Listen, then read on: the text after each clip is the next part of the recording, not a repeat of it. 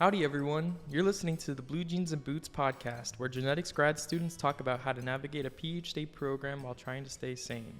We also invite faculty from our interdisciplinary program here at Texas A&M to pick their brains about their research, what it's like being a principal investigator, and their journey to becoming a professor here at A&M. In this episode, we'll talk to Veronika Mojik and Charles Mitchell. Veronika and Charles are graduate students finishing their first year in the Genetics and Genomics Interdisciplinary Program at Texas A&M. Veronika is in Dr. Hubert Amrein's lab at Texas A&M School of Medicine, and Charles is in Dmitry Kurouski's lab in the Department of Biochemistry and Biophysics. My name is Anthony Matarazzo, and I'll be your host today. Welcome to the podcast, guys. We're happy to have you here. Thank you. So summer's wrapping up. You guys are finishing up your first years as PhD candidates or grad students at this point. How does it feel? Where are you at mentally? How's the program going? I'll take this one. It's been a ride, say that. It's felt not even like a year. I felt like we just got here 2 months ago. But it's also been like I've accomplished a lot more than I thought I would in the first year. But yeah, the summertime's been really crazy because there's like no classes, not as many people in the lab. So I get to do a lot more free work instead of like having to schedule instruments or fighting for spots in the hood. But overall, I'm really excited with where I'm at in the first year and ready to take on the second year. So. I feel basically the same. I did tell a couple of people who asked me about like how was your first year, and I did say that looking back, I feel like I did accomplish a lot. At the time, I didn't feel that way because I was just in a mindset that like, okay, I have to do this, I have to do that, and I didn't even realize like what everything was happening. And then once the summer started, I looked back and I was like, okay, this is a lot. Now I can like relax a little bit and just be calm and focus on research and no other obligations. So you guys touched a little bit on classes and everything else that you went through your first year. Could you kind of walk me through what rotations were like, doing that while taking classes as well?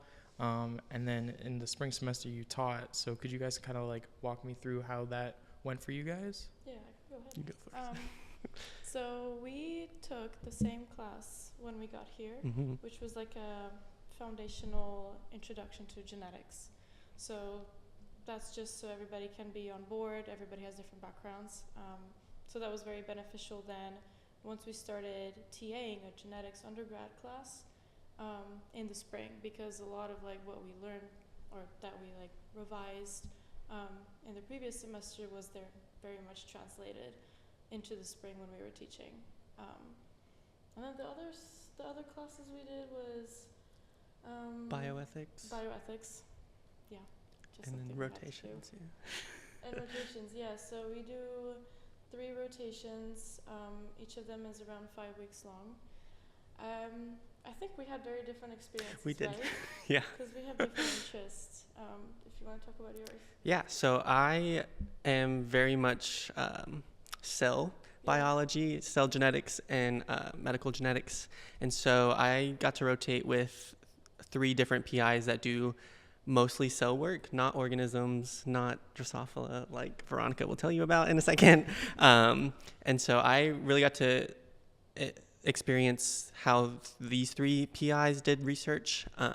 So 2 of them were in biochemistry and biophysics, is one of which I landed on, and another one was in biomedical engineering, which is not something I thought I saw myself doing, but I really enjoyed it.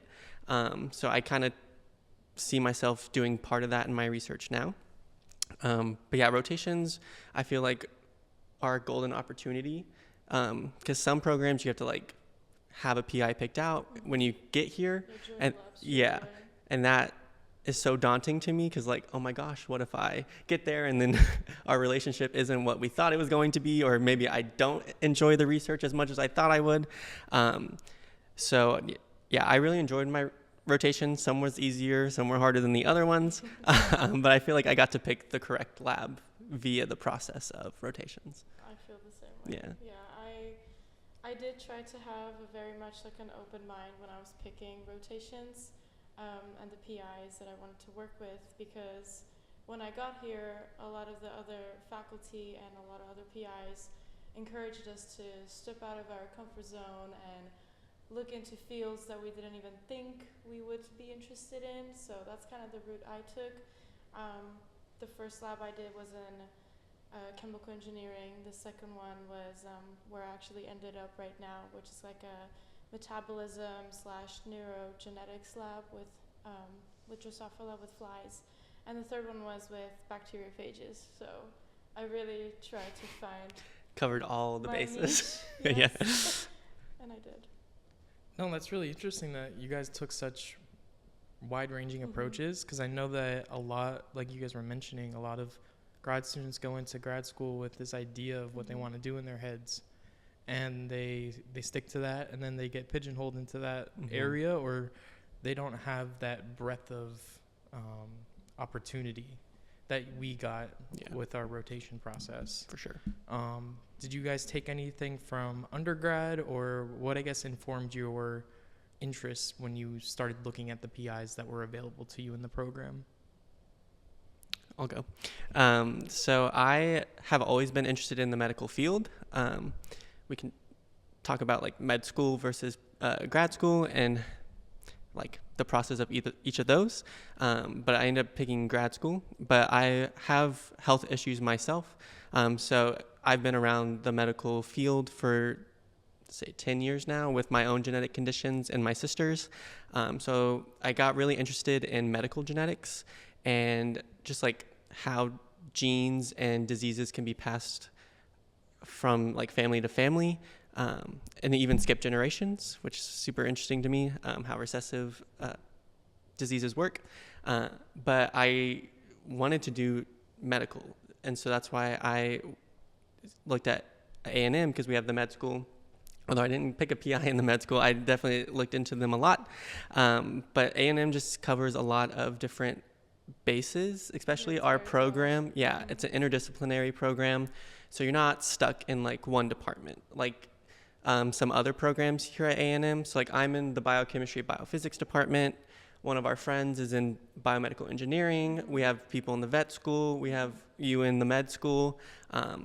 So there were so many opportunities. It was almost like too good to pass up. So that's why I ended up choosing A&M for this. Damn. Can't just leave me like that. That was good. I chose A&M because I liked how big it is, because I went to a small university for my undergraduate studies. So I wanted to take a completely different route and go to a graduate school that was big, so I would know that I will be able to find a place for my research and for my interests.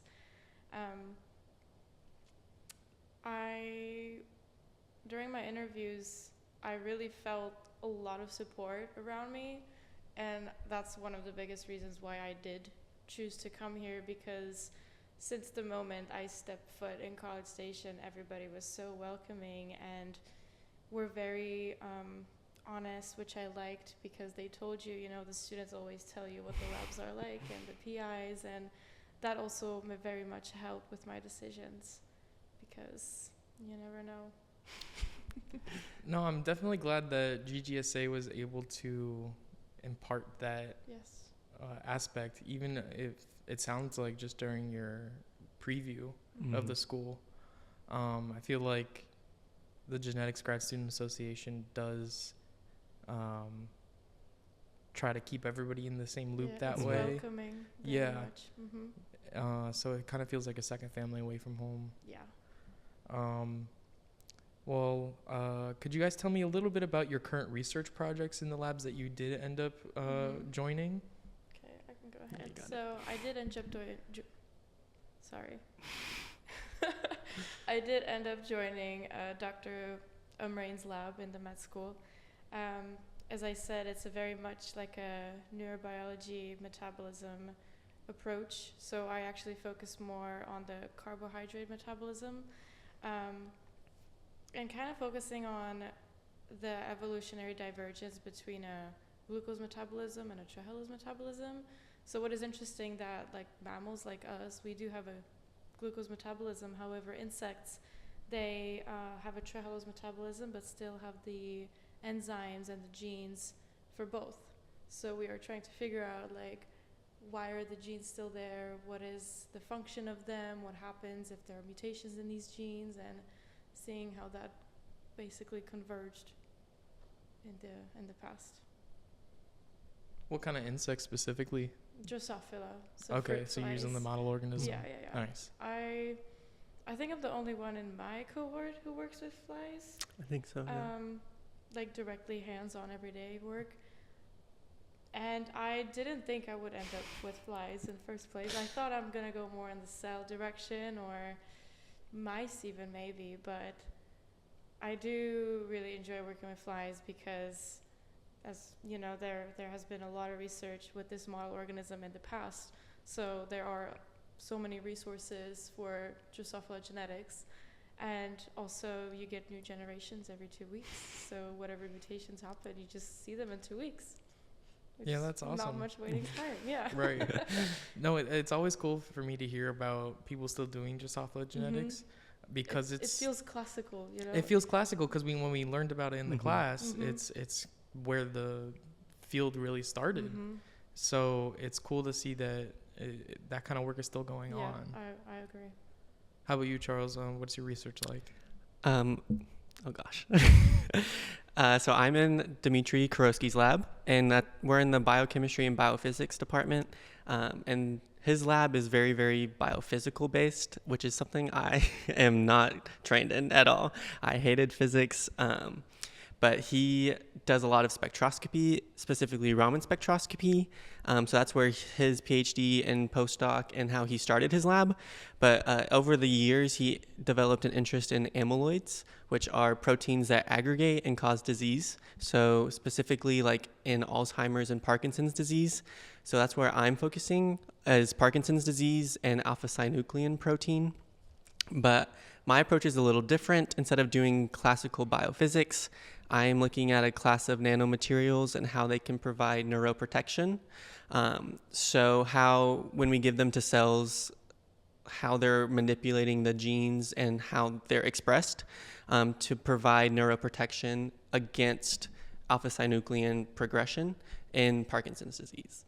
So that's like the generalized blanket topic of my research. So it's kind of at the median of material science, neuroscience, and genetics. What's your model organism? So I use rat cells. So rat neurons, rat astrocytes, and then I just finished a big experiment in C. elegans, which are, for those who don't know, microscopic worms. And then once I finish up the cells and our simple in vivo model, I plan to move on to rats, like actual live rats. That's awesome. Yeah. Do you culture the cells yourself, or do Yeah. you? Okay, so you guys get the embryos and everything. So we do immortalized cell lines first, Oh, okay. and then we're actually gonna maybe work with Srinivasan to do primary Oh, that's neurons. awesome. Yeah, He's my co-PI. yeah. So Sorry, that's why I looked at insider knowledge. I didn't know that. Yeah. So. That's really cool. Yeah. That's why I was asking Yeah. specifically, because I know that they do that on a weekly basis. Yeah. With the mice at least. No, that's really cool. So I guess what made you guys? We talked a little bit about Charles. What made you guys choose to pursue a PhD? Now that you guys are in your labs and working on it, what I like to think that what makes you go after a PhD kind of motivates you to finish it. So that's why I wanna know. Yeah. So when I was in undergrad, I double majored in chemistry and biology because when I first started, I knew I wanted to do science regardless, like life sciences. So I always found science as something that I can see or touch, which I really liked about it because like if you think about like history or literature and stuff like that, I just couldn't make a connection with it. So that's why I'm in the science world. And throughout my studies, I figured out that biology is the side I want to focus on. And I did an REU at UGA in 2022 in a microbiology lab that worked with Neurospora, so a fungus.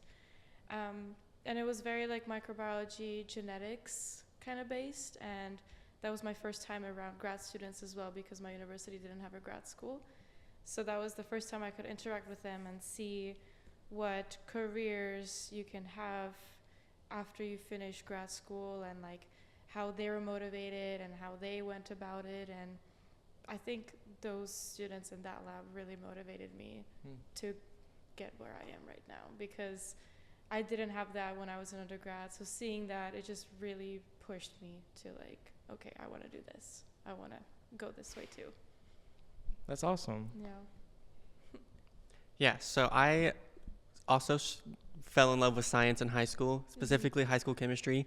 That was the first time like I got to do hands-on science, and I was like, oh my gosh, like I'm doing something, and that's crazy to me. And then I started college as pre-med, naturally, because so many of us do that. And then my gen chem teacher, shout out Dr. El Ashmawi, she actually was like, she was a teacher, but also like one of my best friends, because she was just so cool as a teacher. And she was the one that pushed me to do an REU through A&M Commerce for summer of 21. It got canceled in 2020 because of COVID, but I got in again the next year to do it. And I got to do research for the first time in my life. And I fell in love with that, because when you're doing the research, you are the world expert in a specific topic. Like no one else has A, either done it, or B, knows it as well as you do. And that's just something so cool to me. Like, oh, I own it. Like, not own it, but like I know the most about this subject compared to anyone else. And it's like a slight accomplishment, like, yay, I did something. And so chasing that high is always fun. So like my research right now, no one is doing this, and no one knows as much as I do on this topic. And so that's something really, really cool to me. And I also want to teach. So, you know, you have to get a PhD to do that. So. That's Right. Yeah. And that's jumping ahead a little bit, but what do you guys want to do with your PhDs after you finish? Yeah, so I want to be a professor. Full-time? Yeah, so I fell in love with teaching. I always knew I wanted to be a teacher, and so during undergrad, I did tutoring for English second language students from kindergarten to high school for math and English. But, and I really enjoyed that. I got to do a lot of like one-on-one teaching. And then in our program, we have to TA. So we TA Gene Labs. And I was nervous because that was the first time I was going to be teaching 32 people at one time, instead of like, Same. oh, here's 4 middle schoolers, teach them math. It's, oh, here's 32 college-age kids who are only like 2 years younger than you, and you have to teach them genetics. But I actually really, really enjoyed it. It was a great opportunity, and I'm looking forward to doing it again in the next semester. But yeah, so I would love to go in and teach genetics either at like a university and have a lab on my own, or just like at a college or something. But yeah, teaching is what I want to do. Yeah, I think my direction is a bit different. Once again, I do try to keep an open mind, and I'm not like on a set path with a set career that I want. There's still fields related to genetics that I'm discovering till this day. Something that I am actually interested in is pharmacogenetics, so connecting pharmacy and like individualized medicine with genetics. So I find that very inspiring to pursue. With that, I think industry is the route that I'm leaning towards at the moment. I do like mentoring and teaching, and I do think that's something that can be done in industry as well. Yeah, So, easily translated. Yes, exactly. So I do like that aspect of like academia, but I don't really think I would want to like run my own lab. Fair. Yeah. Yeah, there's a lot of extra stuff that goes into it besides just the teaching, Yeah, right? yeah. Like writing grants and The writing grants is a big thing. Writing manuscripts. Writing the manuscripts, exactly. And I know that a lot of grad students kind of have that struggle of, do I want to really continue in academia, or is industry more of my calling? And I think that it's fair to keep an open mind. yeah. You spend 4 to 6 years here, so that's plenty of time to change your mind or Yes. Exactly. finding new opportunities, Yeah. you know. But how do you think that the program has contributed to your growth as a scientist or preparing you for the next steps? So touching up on the mentoring part, I think us being required to teach an undergrad lab is very good from the program, because I haven't, same with you, I haven't taught a full class of students, especially people who are slightly younger than me. And, you know, even just like relearning and focusing on how to translate the knowledge into people who don't know much about this, it's rewarding when you see their growth. When you see how they're starting to understand it and asking you questions, and you're trying to figure this out together like a little working team. So I do really think that this is good from the program. And also just the rotations, because it does give you different aspects of like the different fields that you could potentially end up in, and even the different organisms that you could work with. Yeah. Yeah, no, I agree. And on top of all those reasons, just like the classes that are offered, the way our program is set up is you have to take different electives across 3 different fields of genetics, instead of just saying, here's the classes you have to take, genetics.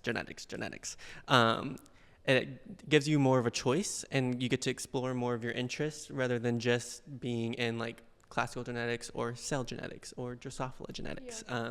So like I got to take a class with cytogenetics, which is something I didn't even know what that was. I was like, oh my gosh, what is this? But it ended up being a really fun class to take. Shout out to Dr. Stelly and Dr. Rodzek. Yeah, I do agree that with the different classes that are being offered, you could actually explore areas that you find interesting, but you didn't have the resources to even like figure out on your own before. No, it's a really good point.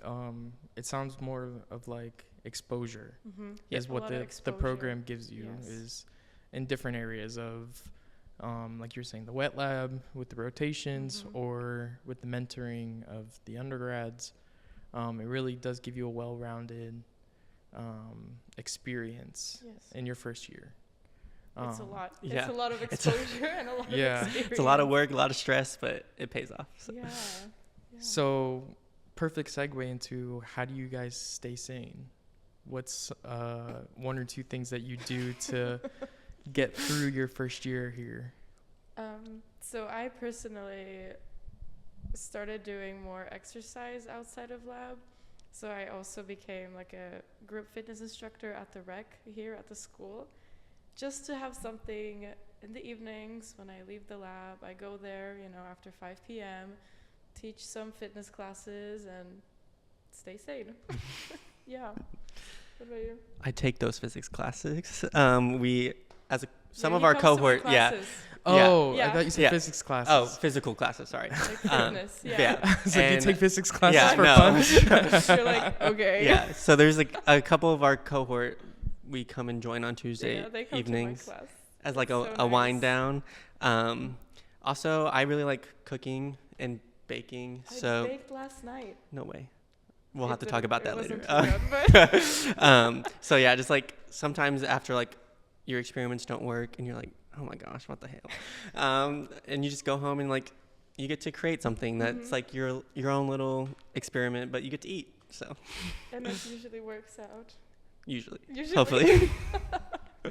Yeah. We're sane. Sometimes. Right. Yes. We have our good days and our bad days. Don't worry. Yeah. No, but that's definitely something important, is to find that 1 or 2 things that you can do outside of the lab.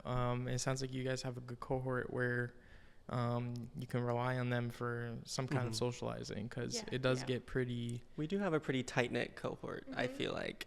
Like I can, if I'm having a bad day or like my qPCR doesn't work that day, I can reach out to any... Texting in the group chat. But I feel like all the 12 of us are really, really close, that we have that relationship with each other, or if we just like, hey, someone's birthday is this weekend, let's go hang out. Yeah, let's do something. Mm-hmm.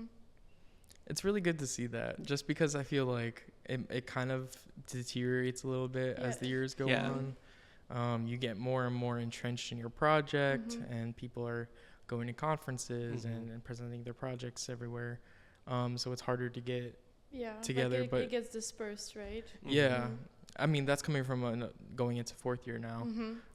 But I remember first year, that cohort mentality of like, we're in this together. It really helps keep you sane. Yes. So what advice would you guys give to students who are interested in pursuing science? Or if they're in their first year of grad school, any advice for staying sane? I'll go. I would say don't put so much pressure on yourself immediately outside the gate. So like, yes, this is grad school, and you know that it's going to be hard and challenging, and it's going to test you in ways that you didn't think you were even going to be tested, or that could be tested. But it's always important to like take a minute and be like, okay, like I made it here for a reason.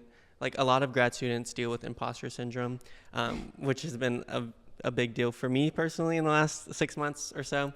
But it's okay if you don't have all the answers immediately. No one's expecting you to be like a world-class, like know-it-all, like, oh, you got a question wrong on this test, or you got a B, or like, okay, let's settle down. Like, okay, it's okay if things don't work the first time. That's what research is. It's trial and error. So just taking, a lot of it is self-pressure, just because that's how I am, but giving yourself a little bit more room to breathe, especially in your first year. Like, okay, let's settle down and just take it one step at a time, one experiment at a time, one class at a time, until you get the ball rolling and where you're in like a comfortable groove. I like that. Thank you. You're welcome. I would say to remember that as a first year, the other people in the program have been where you are. So they very much understand you, and they're there to support you. So you're not going through this alone. I think that's important to remember. For sure. When you get here and it's like everything's new, like we've done it, we know what it feels like, and we are here. The other thing is, once you get deeper into the studies, into the semesters, probably like remembering that you are here for a reason. Yeah. And also remembering like why you are here. So the initial motivation and the initial goals you had when you were applying, because they were pretty meaningful if you are here at the moment. Well, let me ask this. If you were to give a piece of advice to yourself just starting the program, what would that be? Something what you said, that to not be too hard on yourself when you don't understand something.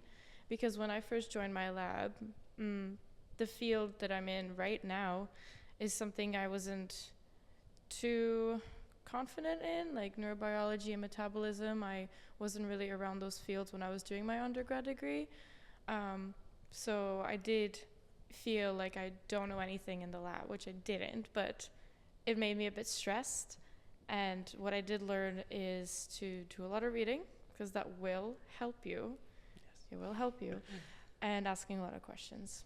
So I think that is also another piece of advice, like always asking questions. Like there's no stupid question. You're just trying to figure it out. You're just clarifying things for yourself, and that's the most important part. And I feel like not being afraid to ask questions. And also, Dmitry, my PI, has given me the advice that sometimes you have to grow a thicker skin in science. Science comes with lots of rejection from either like funding or like your manuscript, and not to take it so personally. Like I got my first revision on a review paper that I wrote, and it hurt, not gonna lie. I was like, what is happening? Yeah, I'll tell you later. But and he was like, oh, like they're not attacking you, like they're just saying you could do this better. So I took it like very personal to my heart. I was like, oh my gosh, they don't like me, like they don't like my science, like, but really it's just like the process of getting science better. And it's not like a personal attack. Like, okay, these experts have these opinions, and let's conquer those opinions as not an attack, but as a way of improving you and your science. So definitely a thicker skin, not being afraid to ask questions, and setting boundaries. Oh my gosh, let's talk about this. Setting boundaries with your PI at the beginning. It's always easier to take away boundaries than to try and set boundaries up later. So like working 80 hours a week, let's slow down a little bit. Let's set some boundaries. So I feel like you and your PI are your biggest advocates, and it's like a partnership throughout your PhD. So definitely have that comfortable relationship with your PI is also make sure your PI is good with you and you're good with your PI. Mm-hmm. I think that's a great point about the boundaries. I think it's hard for a lot of students coming in to set them or to have them in mind, let alone to bring them up to the PI and say, hey, these are the things that I need to discuss and like agree with you on before we move forward. I know especially a lot of people coming straight from undergrad have that problem. Yeah. Because they're still in that mentality of the PI is God, and you know, I need to respect what they are asking of me. But it is healthy to be able to have that little bit of pushback and say, you know what, I can't work that many hours this week or any week because, you know, I have all these other things going on. Yeah. Especially if you're going to be there for 5 or 6 years. Like, if you don't set healthy boundaries at the beginning, then burnout becomes a really big issue. And you don't want to burn out by the time you're taking your prelims or like your 3rd year, because then those next 2 years are just going to be awful. So you want to have a boundary where you're getting your work done, being productive, but also you're not overdoing it or like going to start hating your science. Because if you hate your science or you hate your thesis, like it's going to be a real struggle down the road. Like you want to stay interested, but also be like, okay. I think like touching also up on that, what is important for me too is that the PI matches like the mentoring style that I wanted. So that was also something that I focused on when I was doing rotations, because everybody has preferences. You know, some people want the PI to be there to be able to talk to them whenever they need to. Some people like them to be a bit further distanced and then do their own thing and then come to them like once a week. So I think what I have going on is that like I know that the PI is there, and that's something that calms me down, because not that I need to go there every day, but like even just a random thought that I have or something I want to have clarified, I can do that, which is important for me, because if I don't get it figured out, I'm gonna freak out. Great. Yeah.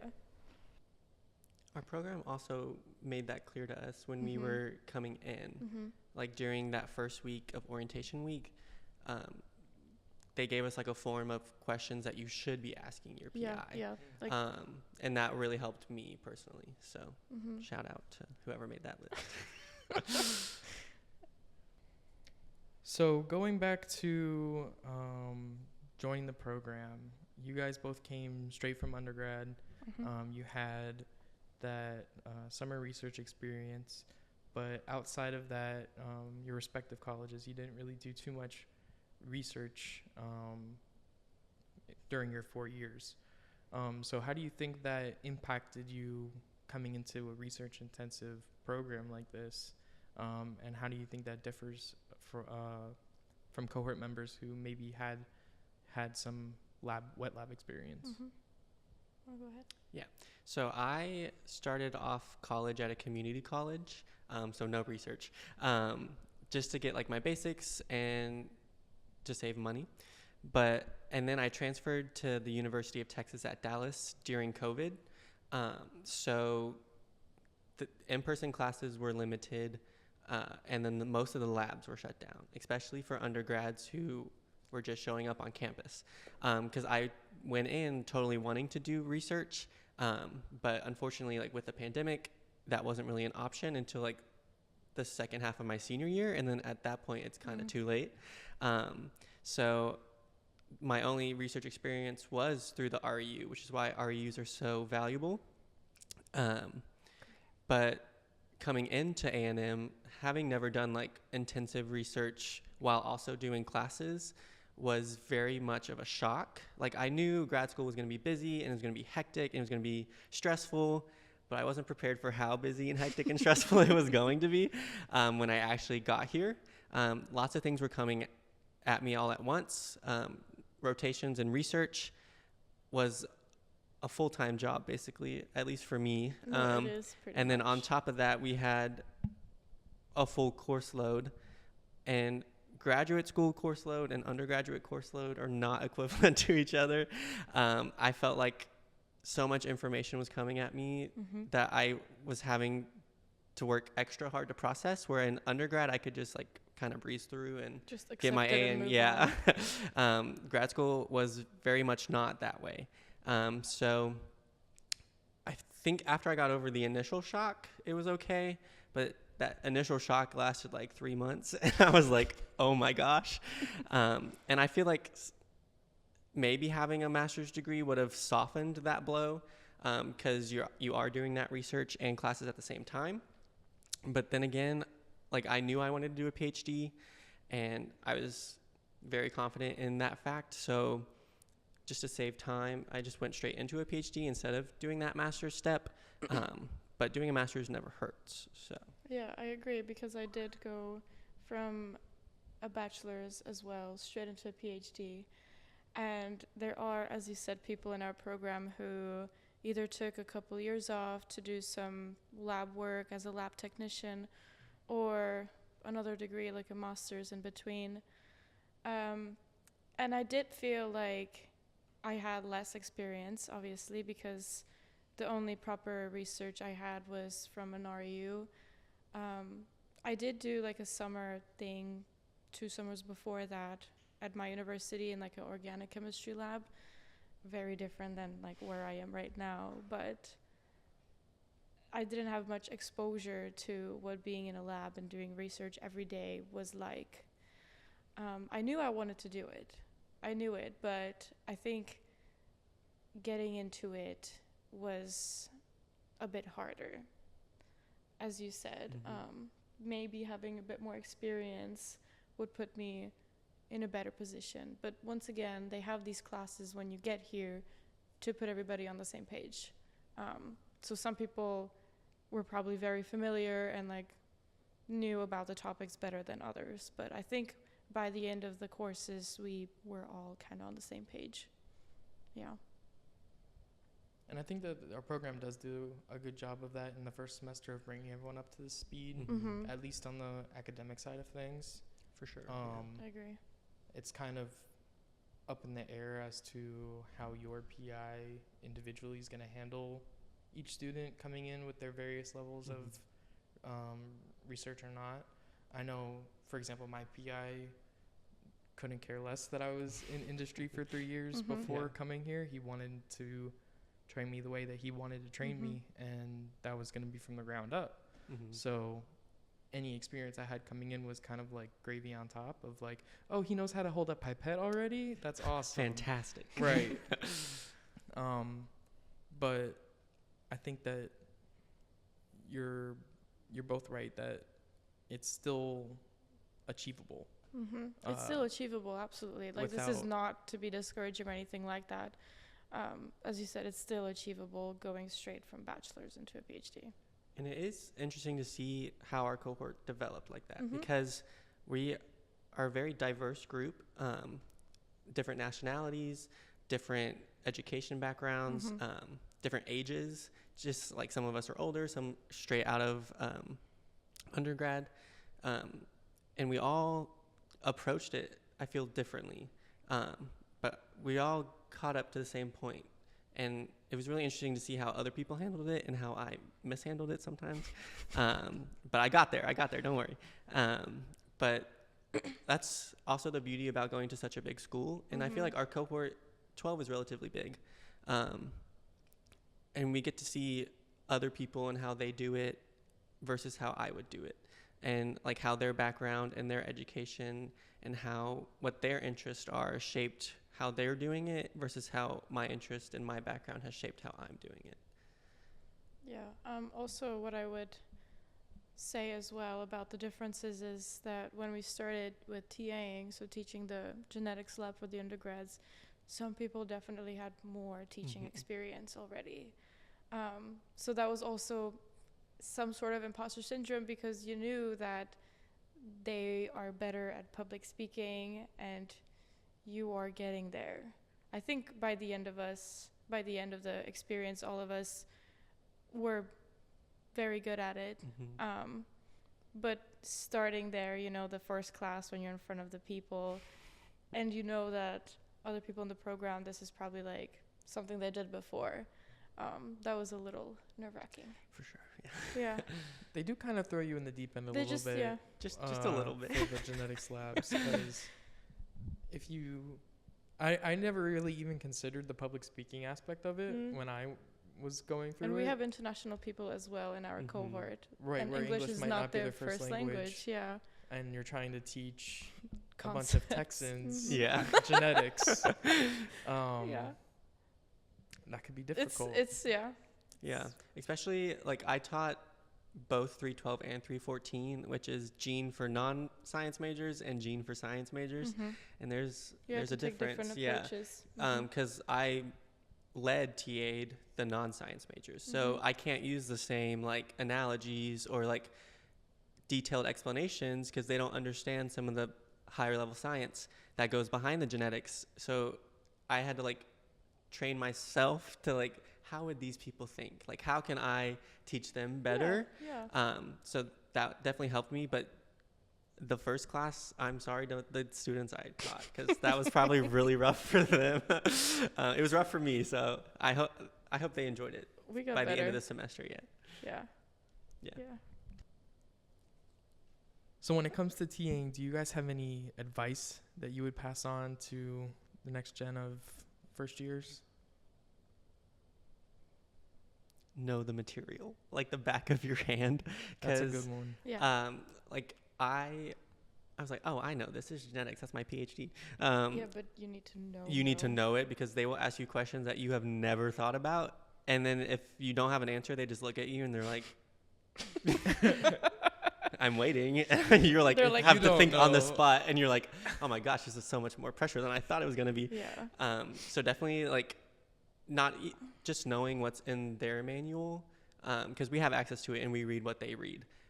But going beyond that, and like if you have any doubt about anything, they're going to ask you a question about it. So being prepared mentally to take that task on is probably my biggest thing. There was sometimes they tripped me up and I was like, oh no, what do I do now?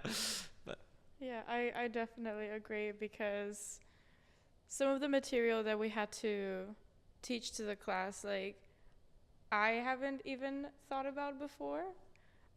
So I had to teach myself first and make sure I understood it properly, and then translate it to the classroom. It's a little strange because I just taught myself this 2 days ago and now I'm teaching it, so they think that maybe like I know everything about this, so they keep asking questions and I'm like, guys, like I'm not here, I'm here kinda. So also making sure your students understand that you are not an expert in this field, you're not the professor, you're there to help them learn the material. Obviously you have to know what you're talking about, but like that's something I struggled in the beginning with. I didn't want them to look at me like I'm an expert, because I'm not. Like we're not experts. We know a good amount to translate the information. Yeah. No, that's really funny, because I remember I was assisting TA and the kids were talking about like a meme or something, and they were like, do you know what this is? I was like, how old do you think I am? And they were like, oh, I don't know, like 26. I was like, oh my gosh, no, I graduated last year. Like I'm only 2 years ahead of you. And I think they not idolize you, but like place you higher than you would place yourself, especially like in the educational hierarchy. And another piece of advice I'd give for TAs is don't be afraid to come off as like nagging. Like you want to make sure everyone leaves that classroom understanding the material, because like as a student myself, I would never go ask those questions. Like I would be the quiet kid in the corner of the room. Let me do my experiment, let me leave, even if I don't understand everything. And so I know a lot of us were really wanting to reach out to those kids who didn't ask the questions, because there were always those kids who do like ask every single question. They're the first to raise their hand, and you're like, okay, I know that you know the material, but I want to make sure that all 32 of you are able to walk out of this classroom confidently knowing that you know the material and that I did a good job teaching you that material. I think what helps is I did a lot of walking around the classroom too. Yeah. So they do feel comfortable approaching you in like a little bit of a less of a stressful setup, instead of like raising their hand, you know, and talking in front of the whole class. If you're walking in between kind of each one of them, they can find their way to you. That's something I like. Yeah. And taking time out of like the class, like at the end, like as a free time, like, oh, you'd finish your experiment, let me help you with any questions, instead of just like pack Like your bags, hit the being road. there, Yeah. Being there. Yeah, being present and being accessible. Especially like I got so many emails and I was like, that's weird, because I never emailed a TA like when I was in school. Now I feel like I should, because I would have learned so much if I would have just reached out. So just being accessible to your students, I'm sure they appreciate it. I appreciated them reaching out and feeling comfortable to talk to me. So I felt very fulfilled TAing, because I got to do a lot of things that I didn't necessarily have a lot of experience with, but I enjoyed doing. I think that's a lot of good advice. You both kind of touched on the fact that you have to break these complex concepts down for someone whose background might not be acceptable to it. And I think that's a really important skill to have in grad school when you're doing your own research and trying to explain to other students or to a group of podcast listeners what you do for a living. And being able to break it down like that is really important. Yeah.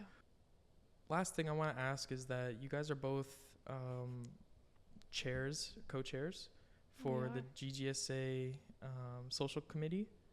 And what inspired you guys to get involved so early on in your careers here? For those not knowing what GGSA is, it's the Genetics Graduate Student Association that we have here in our program.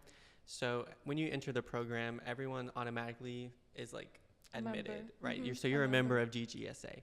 And then we meet monthly to like go over any important things that might have happened in the program, or like if you have any trouble with your science, people always reach out like, hey, my assay's not working. Do y'all have any tips or stuff like that?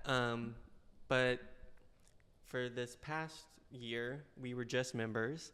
And so now we got elected. We're very much involved. We are very involved in GGSA. So I am also not only co-chair with Veronika for socials, I am the secretary, the only chair for secretary in merchandising, and you're also advisory. Committee.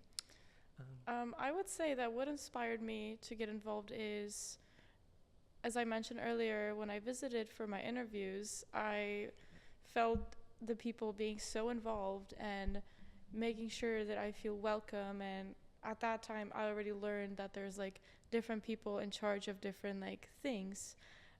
So I wanted to get involved as soon as I could, because I wanted to translate this good memory I have to like the other generations that will come. Pass it forward. Yeah. Love that. And just being involved is another thing to do outside of the science. Yeah. Like, so we're social co-chairs, and we have to plan like fun outings every month. And so that's another distraction. Like, oh, hey, I have to go plan this thing. Let me step away from the lab. Or let me text Veronika because I need to de-stress and we need to plan something because we're a little behind. And just being involved, it's like our own little community. Because everyone in the program, no matter what year you are, is in GGSA. So if you have like struggling advice about, oh, my prelims are coming up, you can go to like a third or fourth year or fifth year and be like, how did you prepare? like give me tips, give me pointers, and it's like our own little gene family, and I appreciate it. So. Yeah, me too. Well, thank you guys so much for coming on the podcast. Thank you. Thank you. Had a great time talking to you today. Today's episode was hosted by me, Anthony Matarazzo, and produced by Isabella Childers. This podcast is brought to you by the Texas A&M University Interdisciplinary Graduate Program in Genetics and Genomics. If you have any questions about our program here at A&M, please feel free to email us at bluejeansandboots@gmail.com. You can also find us on Facebook, Instagram, YouTube, and X at Genetics Podcast. Thank you for listening. We hope you'll tune in next time.